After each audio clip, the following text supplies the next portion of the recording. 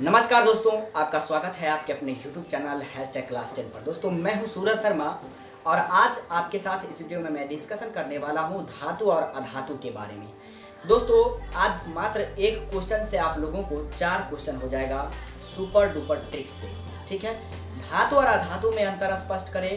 धातु किसे कहते हैं, अधातु किसे कहते हैं, धातु के भौतिक और रासायनिक गुण क्या है, अधातु के भौतिक और रासायनिक गुण क्या है, धातु अधातु में अंतर स्पष्ट करें क्या है, इसके बारे में मैं आप लोगों को डिटेल्स में आज बताऊंगा। और सिर्फ एक ही वीडियो में और एक ही क्वेश्चन से 4 क्वेश्चन बहुत ही शानदार तरीका से आप लोग कर पाएंगे। तो चलिए देरी ना करते हुए इस वीडियो को शुरुआत करते हैं। बट उससे पहले यदि आप हमारे चैनल को सब्सक्राइब नहीं किए हैं तो चैनल को सब्सक्राइब कर लें और साथ में बेल आइकन को दबाना ना भूलें। तो चलिए शुरुआत करते हैं। फ्रेंड्स, धातु और अधातु में हम लोग पहले देखते हैं धातु। पहले इस वीडियो को शुरू से लास्ट तक देखिए। सिर्फ एक क्वेश्चन से आप लोगों को मैं आज 4 क्वेश्चन कराने वाला हूं। धातु के भौतिक गुण क्या है, ये क्वेश्चन एग्जाम में पूछा जा सकता है, बहुत इंपॉर्टेंट है।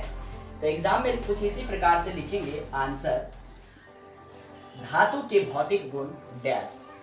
धातु के पहला, परमाणु की बाह्यतम कक्षा में 1 2 3 इलेक्ट्रॉन रहते हैं। यानी जितना भी धातु है, अभी तक पूरे दुनिया में जितना भी धातु है सभी के बाह्यतम कक्षा में 1 2 या 3 इलेक्ट्रॉन रहते हैं। अब ये बाह्यतम कक्षा में इलेक्ट्रॉन कैसे आता है उसके बारे में मैं डिटेल्स में बना करके वीडियो बना करके रखा हूँ, उसका लिंक मैं आप लोगों को नीचे डिस्क्रिप्शन बॉक्स में डाल दूंगा। ठीक है, चलिए पहला पॉइंट हो गया। दूसरा पॉइंट देखिए, धातुएं विद्युत धनात्मक होती है। यानी जितना भी धातु होगा सबके पावर में प्लस चार्ज होगा। ठीक है, जैसे कहीं पे भी लिखा रह सकता है Na+, तो ये क्या है, एक धातु है। ठीक है, तीसरा पॉइंट देखते हैं, धातुएं आघात वर्धनीय होती है, अर्थात इन्हें हथौड़े से पीट कर इनकी चादरें बनाई जा सकती है।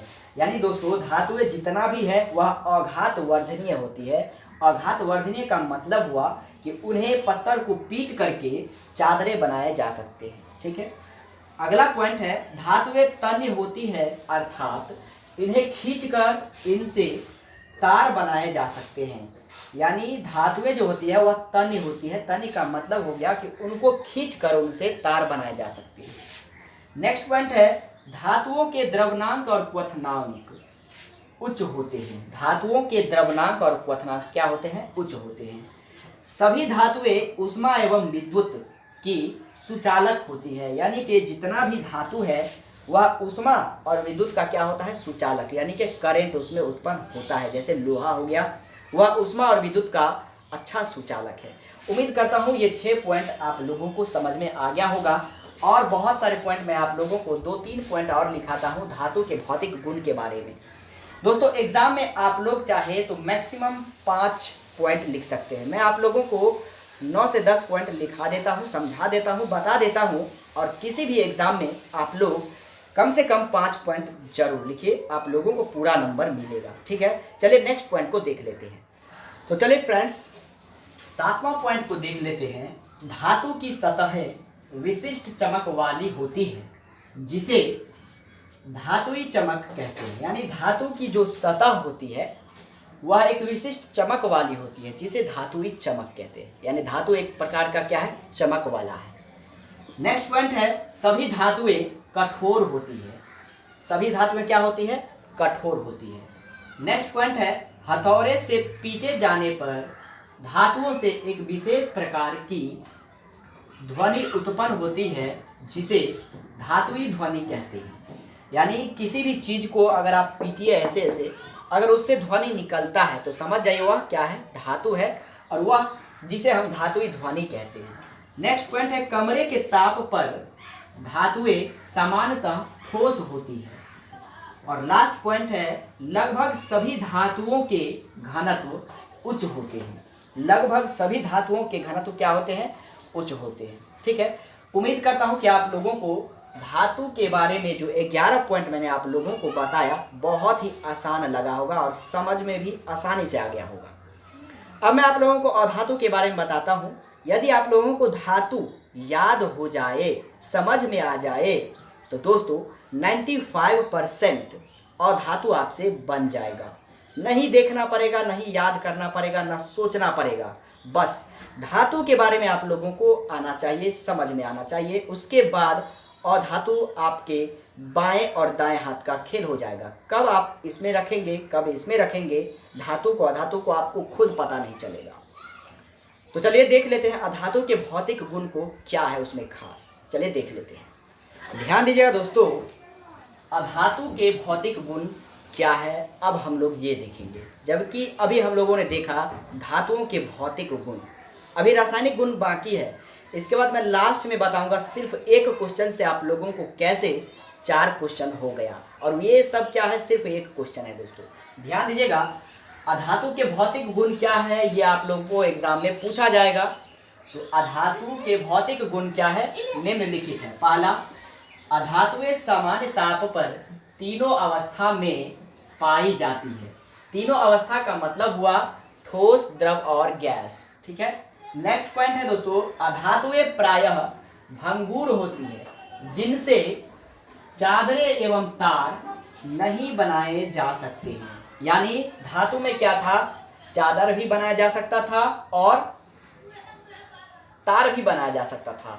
चादर का मतलब आघात वर्धनीय होता है और तार नहीं बनाए जाने का मतलब धातु क्या होता है, तन्य होता है दोस्तों, जिसे खींचकर तार बनाए जा सकते हैं। लेकिन इसमें अधातु प्रायः भंगुर होती है, जैसे ही उसको पीटेगा तो वह चूर चूर हो जाता है। जैसे मिट्टी हो गया या फिर ईंट पत्थर जो हो गया, उसको जैसे ही आप लोग पीटेंगे तो वह क्या होगा, चूर चूर हो जाएगा। इसलिए वह क्या होता है, भंगुर होता है, जिनसे तार एवं चादर नहीं बनाए जा सकते।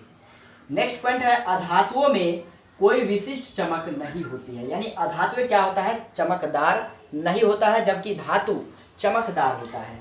चौथा पॉइंट है, अधातुएं प्रायः ऊष्मा एवं विद्युत की कुचालक होती है। अधातुएं प्रायः ऊष्मा एवं विद्युत की कुचालक होती है, जबकि धातु था सुचालक। नेक्स्ट पॉइंट है, अधातुओं के द्रवनांक एवं क्वथनांक निम्न होते हैं। नेक्स्ट पॉइंट है, अधातुएं मुलायम होती है, जबकि धातु कठोर होता है। नेक्स्ट पॉइंट, अधातुओं का घनत्व निम्न होता है। और अगला पॉइंट है, अधातुओं से कोई ध्वनि नहीं निकलती है, क्योंकि उसको पीटेंगे तो वह चूर चूर हो जाएगा, इसलिए उससे कोई ध्वनि नहीं निकलता है। और आज का लास्ट पॉइंट है अधातु के भौतिक गुण का लास्ट पॉइंट, 9वां पॉइंट, अधातुएं विद्युत ऋणात्मक होती है, जबकि धनात्मक कौन होता है, धातु।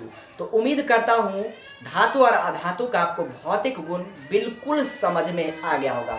चलिए अब हम लोग देख लेते हैं रासायनिक गुण क्या है।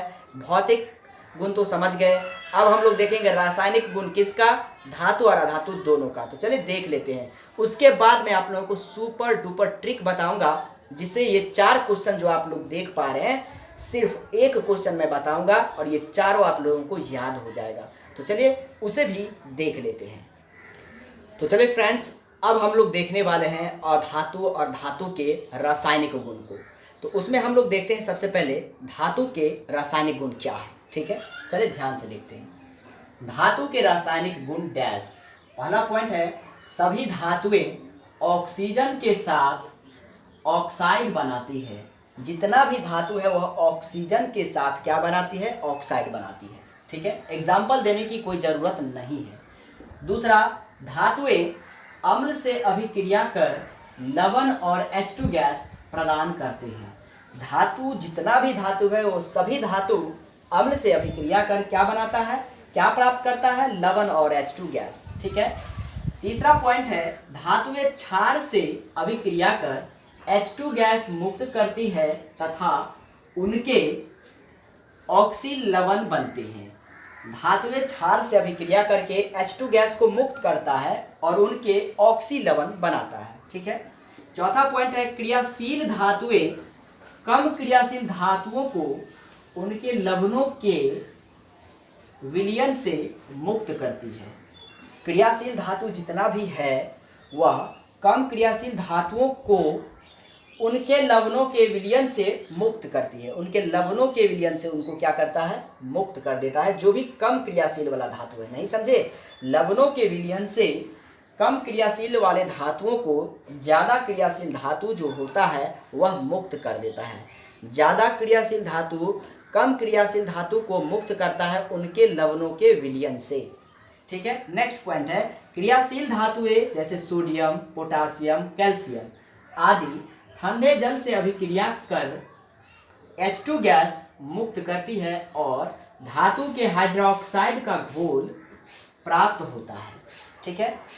क्रियाशील धातुएं जैसे सोडियम, पोटासियम, कैल्शियम आदि जो है यानी अनेक सारे जो धातु है वह ठंडे जल से अभिक्रिया करके H2 गैस को तो मुक्त करता है और साथ में धातु के हाइड्रोक्साइड का घोल भी प्राप्त करता है। तो उम्मीद करता हूँ ये धातु के रासायनिक गुण भी आप लोगों को समझ में आ गया होगा। चाहे तो आप लोग इसका स्क्रीनशॉट ले सकते हैं। ठीक है। चलिए अब हम लोग देखते हैं नेक्स्ट में अधातु के रासायनिक गुण क्या है। बस इसके बाद मैं आप लोगों को सुपर डुपर ट्रिक बताने वाला हूँ। तो चलिए दोस्तों अधातु के रासायनिक गुण क्या है उनको देख लेते हैं। ठीक है। पहला पॉइंट, अधातु भी धातुओं की तरह ऑक्सीजन से अभिक्रिया कर ऑक्साइड बनाते हैं। यानी धातु भी क्या करता है, ऑक्सीजन से अभिक्रिया करता है तो ऑक्साइड बनाता है, लेकिन अधातु भी धातु की तरह ऑक्सीजन से अभिक्रिया करके ऑक्साइड तो बनाता है, लेकिन किंतु इनके ऑक्साइड अम्लीय होते हैं। ठीक है। दूसरा पॉइंट है अधातु अम्लों से अभिक्रिया नहीं करते हैं। तीसरा पॉइंट, अधातु क्लोरीन से अभिक्रिया कर क्लोराइड बनाते हैं। चौथा पॉइंट, अधातु हाइड्रोजन से अभिक्रिया कर हाइड्राइड बनाते हैं। बहुत आसान है ना। और लास्ट पॉइंट, पांचवा पॉइंट है अधातु क्षार से अभिक्रिया कर ऑक्सी लवण बनाती है। उम्मीद करता हूं कि ये छोटा छोटा पॉइंट लेकिन बहुत ही इंपॉर्टेंट पॉइंट है आपके एग्जाम के दृष्टिकोण से। तो दोस्तों धातु अधातु के बारे में मैंने आप लोगों को रासायनिक गुण और भौतिक गुण दोनों ही बहुत ही डिटेल्स में और शानदार आसान भाषा में समझा दिया। अब समझिए क्वेश्चन के बारे में ट्रिक। दोस्तों एग्जाम में आपको पूछा जाएगा धातु और अधातु में अंतर स्पष्ट करें। अगर ये क्वेश्चन आता है तो जो मैं 4 पॉइंट बताया हूँ धातु के भौतिक गुण और धातु के भौतिक गुण दोनों को लिख देंगे, आंसर हो जाएगा। या फिर धातु के रासायनिक गुण और अधातु के रासायनिक गुण ये दोनों लिख देंगे तो भी आंसर हो जाएगा। एग्जाम के क्वेश्चन पे आपको ये ध्यान रखना है कि क्वेश्चन क्या पूछता है।